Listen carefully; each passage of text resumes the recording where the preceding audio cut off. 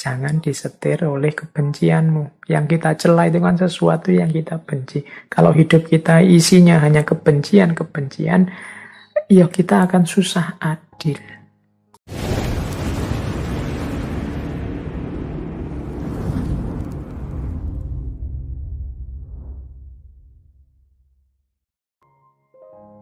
Assalamualaikum warahmatullahi wabarakatuh. Bismillahirrahmanirrahim. Ada cerita juga. Suatu hari Imam Abu Hanifah ini membaca salah satu firman-Nya Allah surat Az-Zumar ayat 17-18. Fabashir ibadil ladzina yastami'unal qawla fayattabi'una ahsana. Maka berikanlah kabar gembira kepada orang-orang hamba-hambaku yang mendengarkan perkataan kemudian mengikuti yang paling baik di antaranya. Nah, ini hikmahnya ada di komentarnya Imam Abu Hanifah. Jadi setelah membaca ayat ini, Imam Abu Hanifah terus berdoa, ya Allah, barang siapa hatinya sempit karena kami, sesungguhnya hati kami luas untuknya. Nah, ini pelajaran luar biasa dari Imam Abu Hanifah. Jadi kita itu kan sering mungkin karena paham sesuatu, punya sedikit-sedikit wawasan tentang kebenaran, tentang kebaikan. Kemudian kita sampaikan pada orang lain, entah dengan cara apa. Alhamdulillah kalau orang yang menerima penyampaian kita itu seperti surat Az-Zumar tadi, mendengarkan perkataan, kemudian ikut yang baik. Yastami'unal qawla fayattabi'una ahsana. Tapi ada kalanya orangnya mungkin tidak mau menerima, mungkin malah marah-marah menyebut kita sok pinter, sok tahu dan lain sebagainya. Mungkin malah mensinisi kita, menyinyiri kita dan lain sebagainya. Nah, itu kadang-kadang kalau responnya begitu kan terus kita membalas itu, kita kan marah juga. Sudah diberitahu baik-baik, maksudku baik, niatku baik, kok tanggapannya begitu. Akhirnya terus jadi ini gegeran. Dari niat yang baik, hasilnya ternyata konflik. Nah, Imam Abu Hanifah memberi pelajaran. Ya Allah, barang siapa hatinya sempit karena kami, sesungguhnya hati kami luas untuknya. Jadi ya mungkin ada orang yang tidak suka kita, ada orang yang sempit hatinya mendengarkan yang kita omongkan, penyampaian kita, sempit hatinya melihat kesuksesan kita dan lain sebagainya. Itu kan orang yang hatinya sempit karena kami. Tapi saksikannya ya Allah, hati kami tetap luas untuknya. Aku tetap sayang padanya, aku tetap akan memaafkannya, aku tetap ingin kebaikan pada dirinya. Nah, itu namanya hati kami tetap luas untuknya. Jangan hati sempit kita balas juga dengan kesempitan hati kita. Sempit dibalas sempit, ya wassalam nanti. Akhirnya jadi konflik. Agama terus jadi beban seperti saya bilang tadi. Ndak. Kalau Imam Abu Hanifah, luaskan hatimu. Karena situasi itu kadang-kadang tidak berjalan persis seperti yang kita inginkan. Makanya beliau berdoanya, ya Allah, barang siapa hatinya sempit karena kami, sesungguhnya hati kami luas untuknya. Ini mungkin penting untuk kita hari ini di era medsos ini yang kita sering bertukar kata, bertukar nasihat, yang kadang-kadang tanggapannya tidak seperti yang kita inginkan. Jangan lupa hati kita harus tetap luas. Oke, meskipun begitu, ini hikmah selanjutnya. Kalau kita yakin dalam kebaikan dan kebenaran, semoga kita punya kesabaran dan keteguhan. Imam Abu Hanifah ini dikenal orangnya konsisten, teguh dalam kebenaran yang beliau ketahui. Nah, ada cerita suatu hari beliau ini ada di Masjid Al-Khaif. Saat beliau di masjid itu ada orang datang ke beliau bertanya tentang sesuatu. Beliau pun menjawab sesuai kebenaran yang beliau yakini. Nah, setelah beliau jawab, tiba-tiba ada orang bilang, kok jawabannya begitu, wahai imam? Padahal Al-Hasan berkata begini, tidak sama dengan yang sampean jawab. Abu Hanifah jawab, yo Al-Hasan keliru menurut saya. Nah, setelah beliau ngomong gitu, tidak lama terus datang orang, marah-marah. Ini ceritanya wajahnya ditutupi. Memaki-maki Imam Abu Hanifah, wahai anak pezina, berani-beraninya engkau bilang Al-Hasan keliru. Setelah marah-marah, setelah maki-maki, terus dia pergi. Nah, ceritanya Imam Abu Hanifah ini ndak kaget, wajahnya biasa saja meskipun diteriaki orang, dimaki orang. Jadi setelah orangnya pergi, Imam Abu Hanifah bicara lagi, menegaskan lagi keyakinannya, demi Allah, menurutku Al-Hasan keliru. Yang benar Ibnu Mas'ud. Nah, ini jadi tipe orang yang tidak mudah diprovokasi, tidak mudah terhasut, sabar dan teguh dalam pendiriannya. Jadi dimaki-maki langsung di depannya, beliau tidak berubah, tidak masalah. Tapi beliau tidak terprovokasi dan juga tidak mengubah pendiriannya. Kalau mengubah pendiriannya berarti beliau penakut. Tidak, beliau tetap teguh dengan pendiriannya.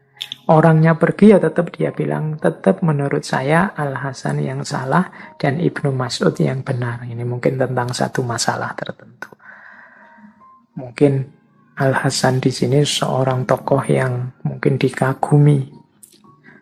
Sehingga ketika ada yang mengkritik, ada yang marah. Tapi Imam Abu Hanifah tetap dengan sikapnya yang teguh, sabar, tapi juga tidak mudah terprovokasi. Ini juga menurut saya pelajaran yang penting dalam kita menjalani hidup hari ini yang berseliweran caci maki, tidak sekedar kritik, berseliweran kritikan-kritikan pedas, kadang tidak mengarah, kritik yang tidak mencerdaskan tapi kritik yang menghancurkan. Nah, itu sikap-sikap seperti yang dilakukan oleh Imam Abu Hanifah ini menurut saya penting bagi kita untuk dipedomani. Baik, sekarang kita lanjutkan dengan nasihat-nasihat beliau. Jadi kalau tadi kan hikmah-hikmah dari beberapa fragmen kehidupan beliau. Sekarang kita lanjutkan dengan nasihat-nasihat beliau. Yang pertama, ini nasihat beliau kepada murid utama beliau, Yusuf bin Khalid As-Simani. Ini nasihat kepada Yusuf bin Khalid As-Simani saat muridnya ini akan terjun mengabdi ke tengah masyarakat. Ya, nasihatnya panjang, sebenarnya saya potong beberapa saja untuk menggambarkan bagaimana cara menghadapi masyarakat yang dinasihatkan oleh Imam Abu Hanifah kepada Yusuf bin Khalid. Katanya Imam Abu Hanifah antara lain begini, jika engkau salah dalam berinteraksi dengan masyarakat, mereka akan menjadi musuhmu, sekalipun mereka adalah bapak dan ibumu. Tetapi jika engkau berinteraksi dengan baik, sekalipun mereka bukan kerabatmu, mereka akan menjadi seperti bapak dan ibumu. Ini yang pertama menasehati, ya karena kita ini hidup di tengah masyarakat, ya kita harus berinteraksi dengan baik di tengah masyarakat dengan masyarakat. Jangan mencari masalah, jangan bikin konflik di tengah masyarakat, jangan mancing yang membuat mereka tersinggung, membuat mereka marah dan tidak berkenan. Karena kita hidup di tengah-tengah mereka. Kalau kita tidak baik dengan mereka, mereka akan jadi musuh kita. Dan bermusuhan dengan masyarakat itu ya kiamat dalam hidup kita. Bahkan seandainya mereka bapak dan ibu kita sendiri. Itu kan juga orang-orang sekeliling kita. Jadi bahkan ibu bapak, kalau kita mempergaulinya tidak baik, ya bisa jadi musuh. Maka perhatikan pertama-tama interaksimu dengan mereka. Kalau engkau baik dengan masyarakatmu, meskipun mereka orang lain, bahkan mereka bisa menjadi seperti bapak dan ibumu. Itu nasihat pertama. Nasihat kedua, sebaiknya engkau mengikuti kemauan masyarakat. Sabar, baik budi, lapang dada. Berpenampilan baik, berbanyaklah memakai minyak wangi, lemah lembutlah. Jangan banyak mencela sehingga sulit berbuat adil. Peliharalah sholatmu, sodakohkanlah makananmu, karena orang bakhil tidak akan bisa dijadikan pemimpin. Kunjungilah orang yang mengunjungi kamu. Nah, ini pesan-pesannya Imam Abu Hanifah saat kita hidup di tengah masyarakat. Ikuti kemauan masyarakat. Jadi kita harus paham ini sebenarnya keinginannya masyarakat apa sih, kita ikuti. Mungkin berat, karena beberapa mungkin tidak cocok dengan kita. Tapi ya tetap sabar. Tetap baik budi pekerti kita dan lapang dada. Yang luas hatinya. Kemudian juga perhatikan penampilan. Perbanyak memakai minyak wangi dan lemah lembutlah. Wah, ini adabnya di tengah masyarakat. Biar masyarakat tidak lari, tidak menghindar, tidak muak melihat kita, ya tampil yang baik. Syukur-syukur nambah minyak wangi. Lemah lembut, tidak membentak-bentak, tidak marah-marah. Jadi kalau teman-teman jeli nasihat untuk lemah lembut itu ada di sangat banyak ulama, bahkan mungkin hampir semua. Karena memang Islam itu pencirinya salam, damai, lemah lembut. Oke, jadi ayo berinteraksi dengan masyarakat dengan baik, berpakaian yang pantas, yang sopan, syukur-syukur wangi-wangian dipakai biar mereka betah dekat dengan kita dan lemah lembut. Kemudian jangan banyak mencela. Kenapa? Kalau engkau banyak mencela, engkau akan sulit berbuat adil. Ini nama lain, jangan disetir oleh kebencianmu. Yang kita cela itu kan sesuatu yang kita benci. Kalau hidup kita isinya hanya kebencian-kebencian, ya kita akan susah adil. Jangan lupa dukung interaksi yang baik di tengah masyarakat dengan unsur vertikal yang juga positif. Hubungan kita dengan Allah yang juga positif. Yaitu jangan lupa sholatmu. Peliharalah sholatmu. Terus sodakohkan makananmu. Karena orang yang bakhil tidak akan bisa dijadikan pemimpin. Kalau engkau pelit, orang tidak akan mau mengikuti nasihatmu, mengikuti tuntunanmu, apalagi menjadikanmu pemimpin. Wong dasarnya engkau pelit berbagi. Orang pelit itu kalau melakukan sesuatu, orang curiga. Jangan-jangan ada kepentingan dia ingin mengambil untung saja. Karena biasanya dia tidak mau berbagi. Dan yang terakhir, kunjungi orang yang mengunjungi kamu. Saling mengunjungi, silaturahim. Terus Perlakukan manusia sebagaimana engkau memperlakukan diri sendiri. Ridholah seperti engkau ridho terhadap dirimu sendiri. Jangan membebani manusia sesuatu yang tidak mereka bebankan kepadamu. Kedepankanlah niat baik kepada mereka, pakailah kejujuran, buanglah kecongkaan. Jauh-jauh. Jangan sekali-sekali engkau berkhianat, walaupun mereka mengkhianatimu. Pegang teguhlah kesetiaan dan takwa, maka Allah akan selalu bersama. Ini sebenarnya saya tidak perlu menjelaskan detail satu-satu. Insya Allah teman-teman saya baca saja sudah ngerti ya. Perlakukan manusia sebagaimana engkau memperlakukan dirimu. Kalau engkau tidak mau dimaki orang, kalau engkau sakit, dikritik orang secara semena-mena, hanya untuk menghancurkanmu, maka jangan engkau mengkritik orang semena-mena hanya untuk menghancurkannya. Kalau engkau tidak suka orang mengkhianatimu, jangan engkau khianati dia. Kalau engkau tidak ridho ada orang yang berbuat jahat padamu, ya jangan berbuat jahat pada mereka. Dan jangan membebani manusia sesuatu yang tidak mereka bebankan padamu. Jadi kalau masyarakat tidak menyulitkan kita, ya mbok jangan menyulitkan mereka. Kita husnudzon saja, kita jujur pada mereka, tidak sombong, tidak mentang-mentang di depan mereka. Inilah sebenarnya kunci-kunci membangun kehidupan damai di tengah masyarakat. Ya kalau semua anggota masyarakat memakai prinsip-prinsip ini, ya insya Allah nanti kehidupan bersama kita di tengah masyarakat juga nyaman, aman, produktif. Kehadiran yang lain mendukung kehadiran kita. Demikian juga sebaliknya. Jadi ini yang dinasihatkan oleh Imam Abu Hanifah sebelum muridnya ini terjun ke tengah masyarakat.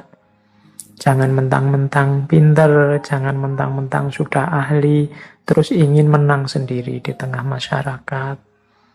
Menyusahkan masyarakat, mungkin lewat tindakannya, mungkin lewat kata-katanya, mungkin lewat perilakunya. Wong kita ini hidup di tengah masyarakat. Jadi ini nasihat untuk menghadapi masyarakat. Nah, yang kedua, ini saya tidak tahu teman-teman akan setuju apa tidak. Pendapatnya Imam Abu Hanifah menghadapi penguasa. Oke, apalagi yang muda-muda nih, yang masih meledak-ledak. Jadi Imam Abu Hanifah punya trik sendiri, punya tips sendiri untuk menghadapi penguasa. Katanya Imam Abu Hanifah, hormatilah penguasa dan junjunglah derajatnya. Jangan bohong kepadanya, tapi juga jangan mendatanginya setiap saat jika tidak ada keperluan mendesak terkait dengan perkara ilmu. Sebab jika engkau terlalu sering mengunjungi penguasa, dia akan meremehkanmu dan kedudukanmu akan mengecil di matanya. Jadi ya kita patuhi penguasa, wong mereka juga ulil amri yang katanya Al-Quran juga harus kita patuhi.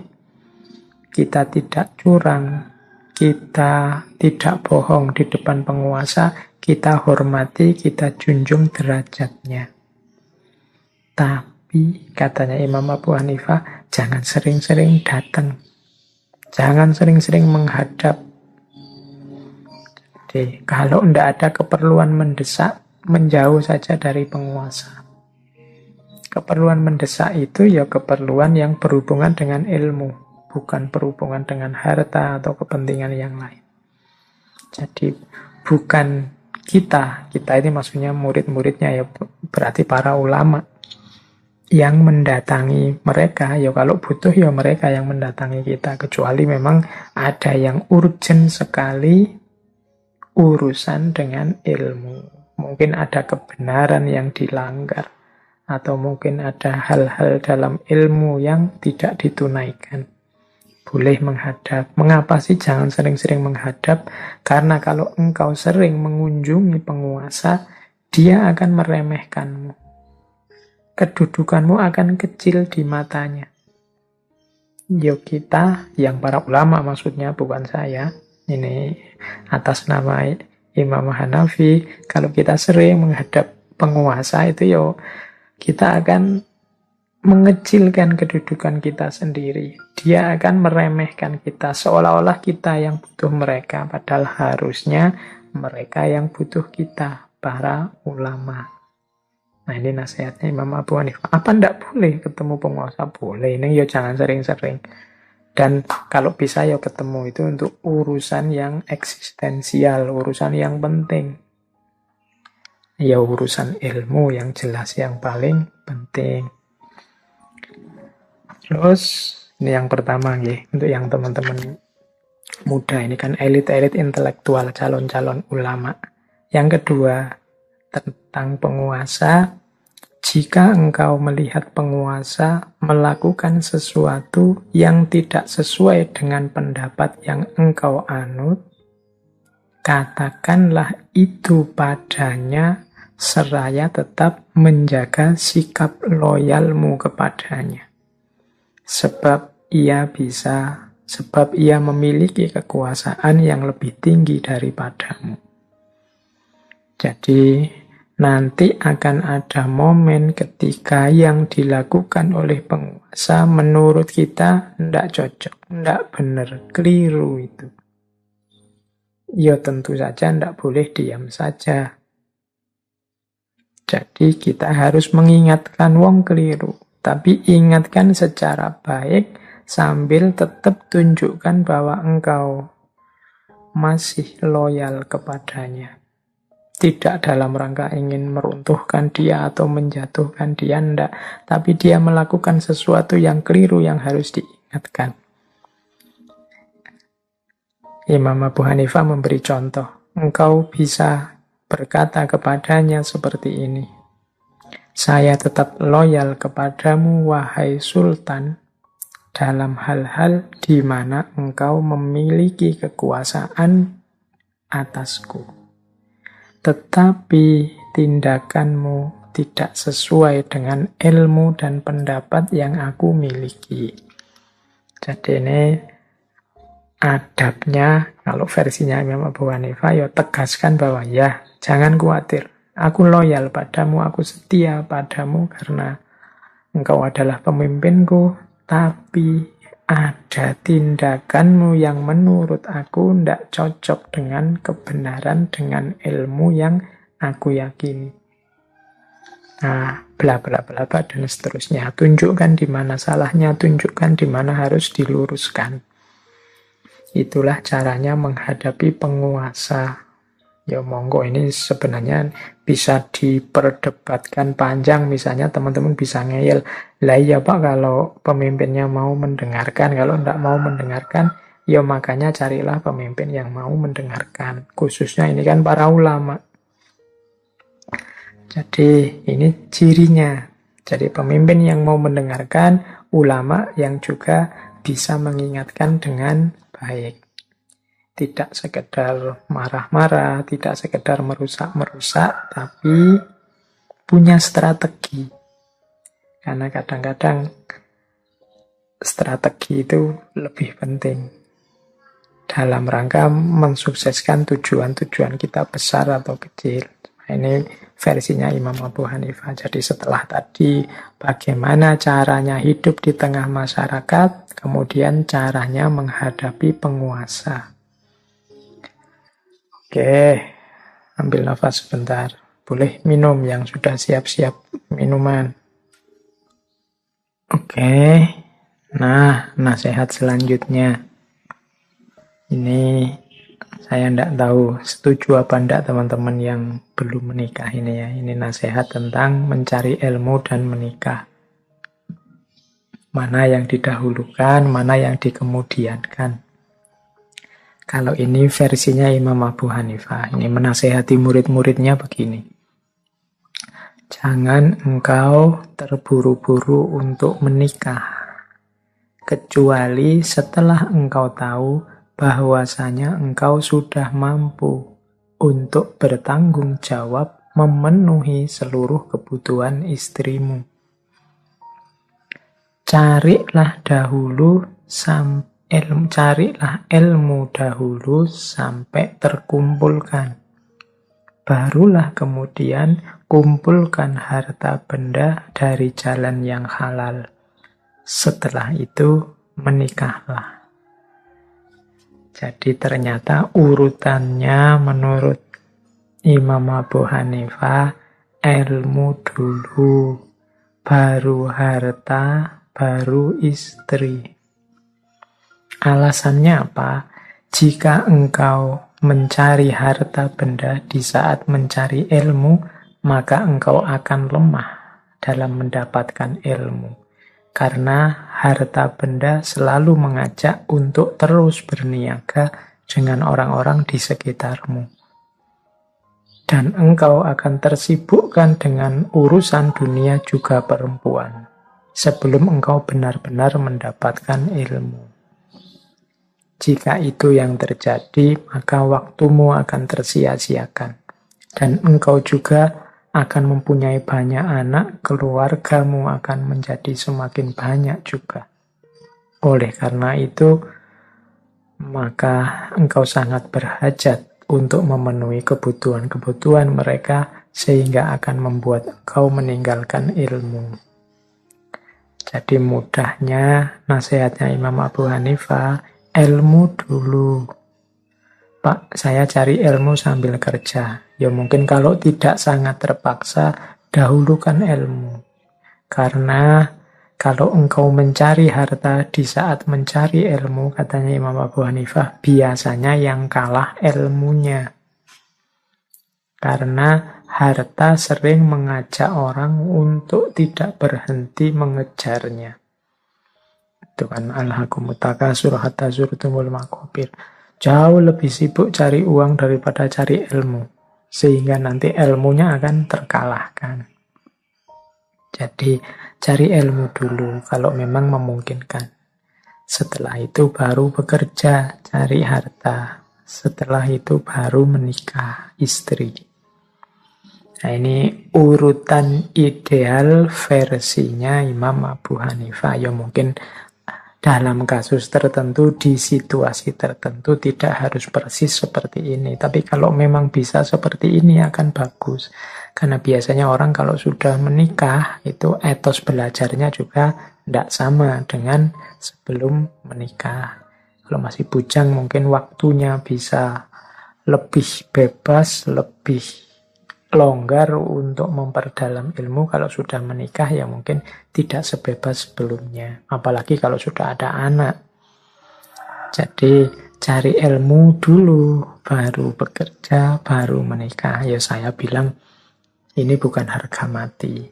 Tapi kalau bisa seperti ini ideal. Ya mungkin dalam kasus orang tertentu menikah dulu. Dalam budaya tertentu bisa menikah dulu, kemudian baru cari ilmu, dan kerjanya yo bareng-bareng cari ilmu itu, dan lain sebagainya. Bagi saya pelajaran utamanya adalah rancanglah hidupmu secara baik. Jadi jangan asal dijalani atau jangan dicueki sak melaku-melakune, dirancang. Kalau kalian memang ingin mencari ilmu dulu ya dirancang, mencari ilmunya sampai batas apa, kapan, secara resminya. Terus kalau sudah sampai apa, kalian mengizinkan dirimu untuk bekerja. Kemudian kapan harus pernikahannya. Oke, jadi ini salah satu nasihat dari Imam Abu Hanifah agar kita merancang masa depan kita. Oke, terakhir, ini waktunya tidak lama lagi. Ada wasiat dari Imam Abu Hanifah kepada putra beliau yang namanya Hamad. Hamad ini nama yang sama dengan guru beliau. Wasiat ini kalau teman-teman ingin melihat muat di kitab Jami'ul Usul fil Auliya. Ada 20 nasihatnya Imam Abu Hanifah terhadap putra beliau. Ya cuma saya ndak bawa 20-20-nya, monggo teman-teman yang minat dicek sendiri. Saya bawa satu saja, mengingat waktunya kita. Jadi ini mungkin wasiat yang ke-19 atau 20, wasiat-wasiat terakhir dari Imam Abu Hanifah. Jadi saya ambil satu ya, wasiat untuk putra beliau. Katanya Imam Abu Hanifah kepada Hamad, hendaklah engkau berpegang dan bersandar pada 5 hadis yang telah aku seleksi dari 500.000 hadis. Nah ini, jadi Imam Abu Hanifah menasihati putra beliau dengan 5 hadis favorit beliau. Makanya ini yang saya cantumkan, tidak 19 yang lain, mungkin 19 yang lain. Silahkan teman-teman lihat sendiri. Insya Allah isinya baik-baik. Apa sih 5 hadis favoritnya Imam Abu Hanifah yang beliau menyeleksi dari 500.000 hadis? Yang pertama adalah innamal a'malu binniyat wa innama likulli imri'in ma nawa. Sesungguhnya amal perbuatan itu tergantung niatnya. Jadi ini teman-teman pastinya sudah ngerti ya. Jangan lupa niat yang baik. Dalam hidup kita ada banyak aktivitas, ada banyak kegiatan. Kegiatan itu bisa bernilai ibadah, bisa bernilai sekedar capek, bisa bernilai hasil duniawi, bisa bernilai dan macam-macam. Semuanya kuncinya di niat. Nanti itu hadisnya sebenarnya panjang, termasuk ya barang siapa. Kalau niatnya hanya dunia, ya hanya itu saja yang diperoleh. Kalau niatnya hanya perempuan untuk dinikahi, mungkin ya hanya itu saja yang diperoleh. Kuncinya tetap ada pada niat. Maka bersihkan pikiran, apapun aktivitas, nawaitunya harus nawaitu yang terbaik. Apa sih nawaitu yang terbaik itu? Ya selalu lillahi ta'ala. Jadi puncaknya niat itu selalu lillahi ta'ala. Maka innamal a'malu binniyat. Begitu kita lillahi ta'ala, insya Allah nanti buahnya amal kita tidak hanya hasil kalkulasi duniawi konkret, tapi juga di situ ada manfaat, ada barokah, ada ridho dari Allah. Jadi yang pertama ini, favoritnya Imam Abu Hanifah yang dinasihatkan kepada putra beliau. Yang kedua, min husni islamil mar'i tarkuhu ma la ya'ni. Di antara ciri kebaikan Islamnya seseorang adalah meninggalkan apa-apa yang tidak ada gunanya, tidak ada urusannya dengan dirinya. Jadi hadis ini dinasihatkan oleh Imam Abu Hanifah kepada putra beliau untuk mengingatkan putranya, mungkin ya dengan kata lain, wahai anakku, jangan disibukkan oleh hal-hal yang tidak ada gunanya. Muslim yang baik itu meninggalkan apa-apa yang tidak ada gunanya. Tidak ada gunanya saja jangan, apalagi yang jelek-jelek. Jadi tarkuhu mala yakni. Tidak ada gunanya, tidak ada manfaatnya, mungkin ya tidak ada hubungannya dengan dirinya untuk peningkatan kualitas dirinya dan lain sebagainya. Jadi tarkuhu malah yakni. Kita itu kan sering hari ini sibuk, capek, hilang pikiran, hilang tenaga untuk hal-hal yang sebenarnya tidak secara langsung ada manfaatnya untuk kita. Tarkuhu malah yakni. Capek mengembangkan konflik, capek mencari kesalahannya orang lain, capek menunggu kejatuhan orang yang kamu benci dan lain sebagainya. Maka yuk ditinggal yang tidak ada gunanya, ngapain hidup kita isi dengan yang manfaat-manfaat. Yang ketiga, la yu'minu ahadukum hatta yuhibbu li akhihi ma yuhibbu li nafsi. Tidak beriman seseorang di antara kalian sampai dia mencintai saudaranya seperti mencintai dirinya sendiri. Ini kalimatnya agak dahsyat. La yu'minu, tidak beriman.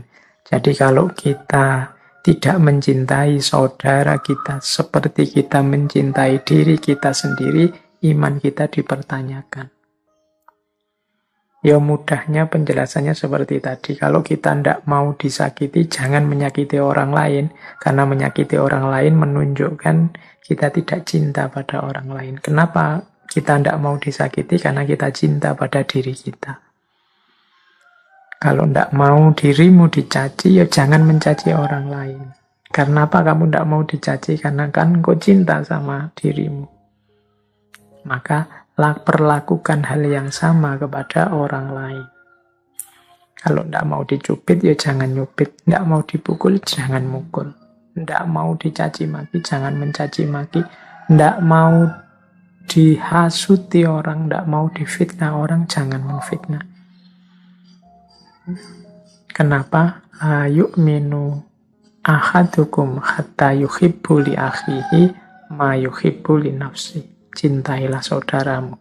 Maka peradaban Islam, peradabannya umat Islam itu harusnya isinya adalah orang-orang yang saling mencintai. Bukan orang-orang yang saling memarahi, bukan orang-orang yang saling caci maki, bukan orang-orang yang saling mencari kesalahan, bukan orang-orang yang saling ingin menang sendiri. Kalau fenomena ini ada, berarti keimanan kita harus disempurnakan lagi. Hadis yang ketiga, favoritnya Imam Abu Hanifah. Hadis yang keempat, nah ini nasihat untuk menjaga diri. Innal halala bayyinun wa innal harama bayyinun wa bainahuma umurun mutasyabihat mustabihat. La ya'lamuhunna katsirum minan nas. Famanittaqas syubuhat istabarra lidinihi wa irdihi. Wa man waqa'a fis syubuhat waqa'a fil haram. Karra'i yar'a haulal hima yushiku ayarta'a fi. Ala wa inna likulli malikin hima. Ala wa inna himallahi maharimuhu. Ala wa inna fil jasadi mudghotun idza soluhal jasadu kulluhu wa idza fasadat fasadal jasadu kulluhu. Ala wa hiyal qalb.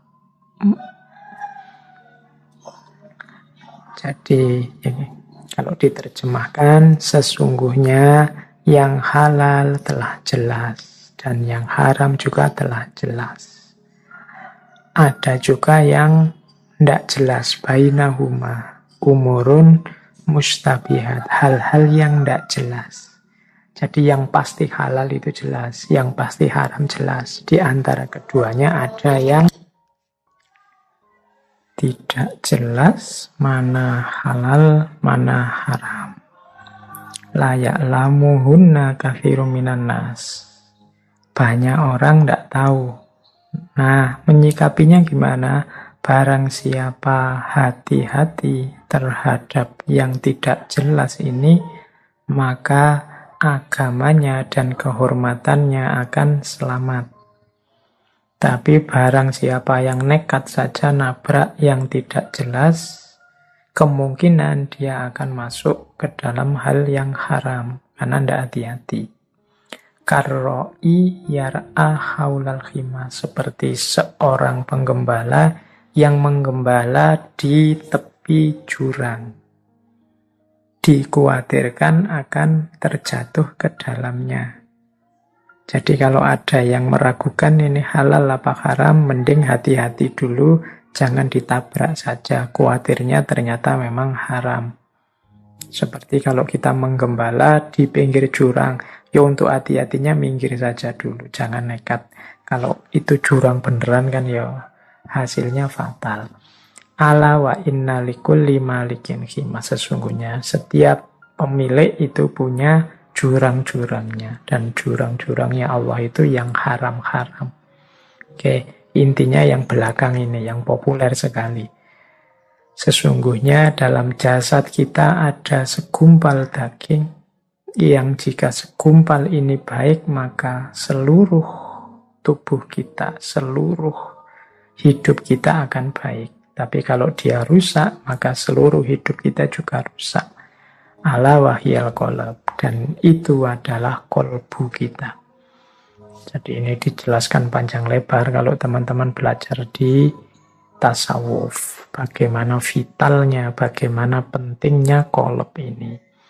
Jadi ini hadis yang keempat, tentang hati-hati biar tidak terjatuh dalam keharaman.